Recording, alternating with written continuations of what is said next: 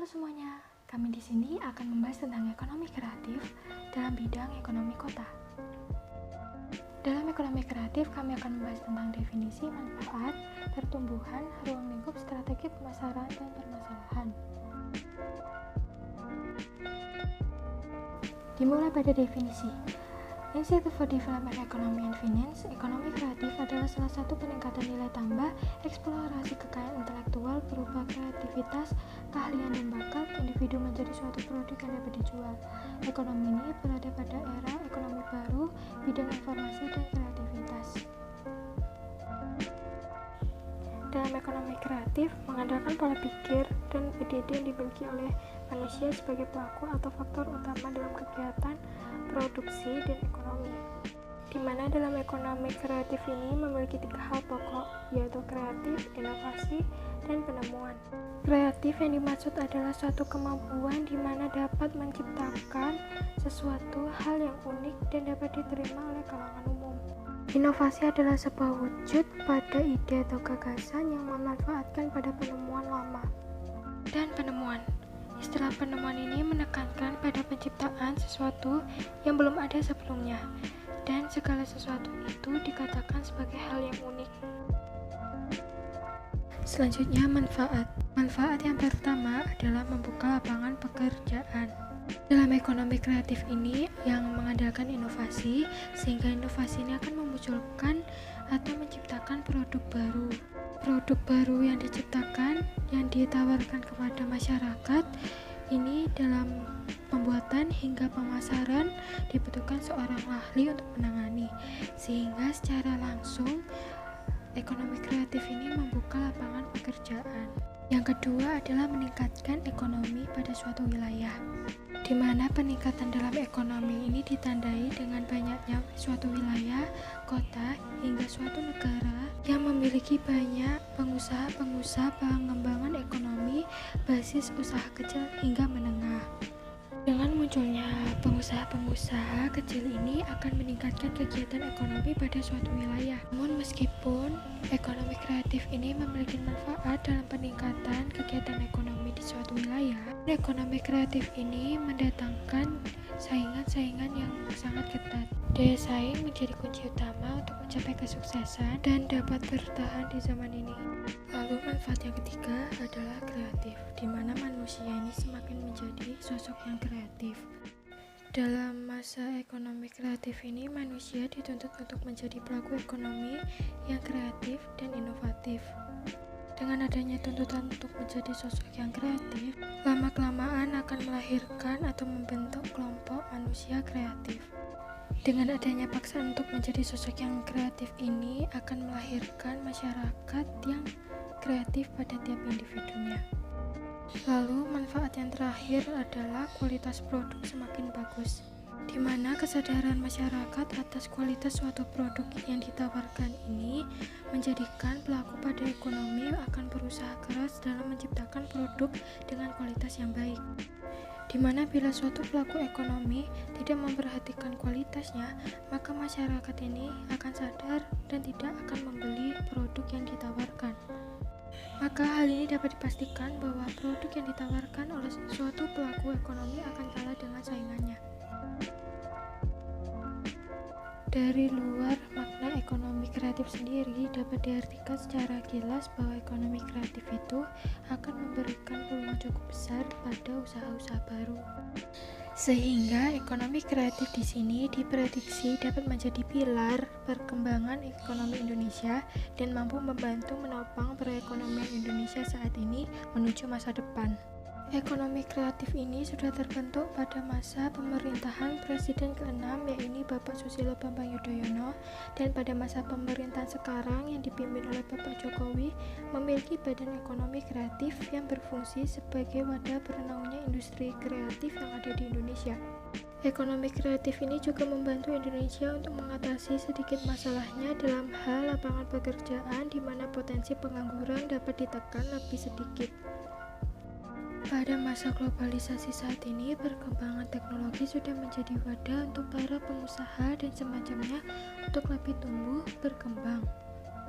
pada masa ini menjadikan atau mengajak manusia untuk lebih bertukar informasi, berpikir, niaga, dan mengandalkan kreativitasnya sehingga setiap orang dituntut untuk berpikir secara dinamis. Kegiatan ekonomi yang dilakukan tidak hanya dilakukan dengan rutin, namun kegiatan ekonomi sendiri secara tidak langsung menuntut separuh waktu bekerja dihabiskan untuk berpikir, menuangkan segala pemikiran agar menghasilkan suatu ide dan lapangan pekerjaan yang sejahtera. Perkembangan ekonomi kreatif yang ada di Indonesia menunjukkan pertumbuhan yang cukup besar tiap tahunnya. Dengan ini menunjukkan bahwa masyarakat yang ada di Indonesia ini memiliki daya atau tingkat kreativitas yang cukup tinggi. Selanjutnya, ruang lingkup. Ruang lingkup ekonomi kreatif Indonesia berdasarkan Impres nomor 6 tahun 2009, di mana bidang penelitian dan pengembangan masuk ke dalam ekonomi kreatif. Berikut 15 subsektor ekonomi kreatif. 1. Periklanan, komunikasi searah dalam promosi. 2. Arsitektur, desain bangunan pada detail konstruksi. 3. Pasar barang seni, kegiatan kreatif barang unik. 4. Kerajinan, yaitu kegiatan kreatif berdagang barang berharga, batu, kayu, logam, dan sebagainya. 5. Desain, kegiatan kreatif pada desain interior, desain grafis, desain industri, dan riset pemasaran. 6. Fashion, kreasi, desain pakaian dan aksesoris. 7. Video, film, fotografi, yaitu kegiatan berjasa. 8. Permainan interaktif, yaitu kegiatan kreatif komputer atau distribusi sistem operasi Android maupun iOS. Musik, perekaman suara yang sudah diciptakan. 10. Seni pertunjukan, produksi konten tradisional. 11. Penerbitan dan percetakan penulisan konten. 12. Layanan komputer atau pengembangan iptek. 13. TV, radio, dan broadcasting, yaitu pengawasan acara TV atau radio yang akan ditampilkan. 14. Riset dan pengembangan dalam bentuk proses alat baru untuk memenuhi kebutuhan pasar. Yang terakhir yaitu kuliner, kegiatan inovatif dalam bentuk penyajian suatu makanan ataupun minuman. Strategi pemasaran ekonomi kreatif. Pemasaran ekonomi kreatif perlu adanya peran pemerintahan dalam memberikan solusi. Yang pertama yaitu meningkatkan SDM kreatif dan inovatif, meningkatkan kreativitas untuk berdaya saing. 3. Menetapkan upaya penegakan hukum. Dan 4. Mengembangkan produk kreatif.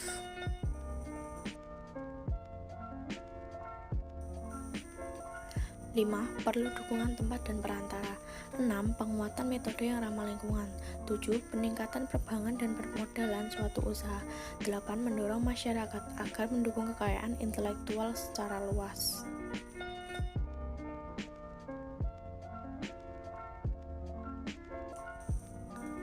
Selanjutnya yaitu tentang permasalahan ekonomi kreatif.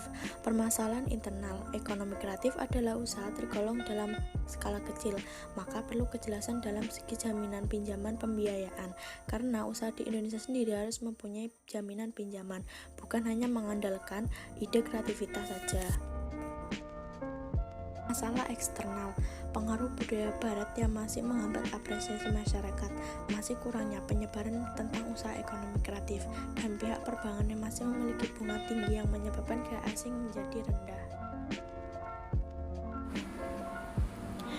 Kesimpulannya adalah pertumbuhan ekonomi kreatif sudah menggerakkan pemikiran yang berpola memajukan kreativitas, di mana manusia dipaksa untuk menciptakan ide unik dan baru agar menjadi produk bernilai sesuai dengan perkembangan zaman ekonomi kreatif itu sendiri. Nah, di Indonesia sendiri, meski pertumbuhan ekonomi kreatif itu memiliki beberapa permasalahan yang menghambat, namun apabila tidak ditemukan solusinya, maka semakin menyebabkan angka pengangguran bertambah. Padahal, tujuan usaha ekonomi kecil itu adalah memperkecil angka pengangguran.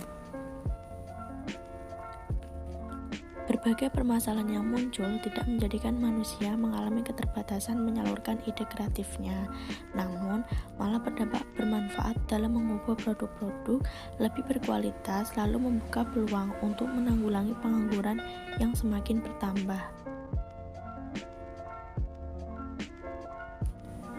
Saran untuk kedepannya yaitu adalah yang pertama, tetap menjaga kolaborasi ekonomi kreatif antara pemerintah Indonesia maupun dengan pelaku industri agar lebih seimbang ke depannya.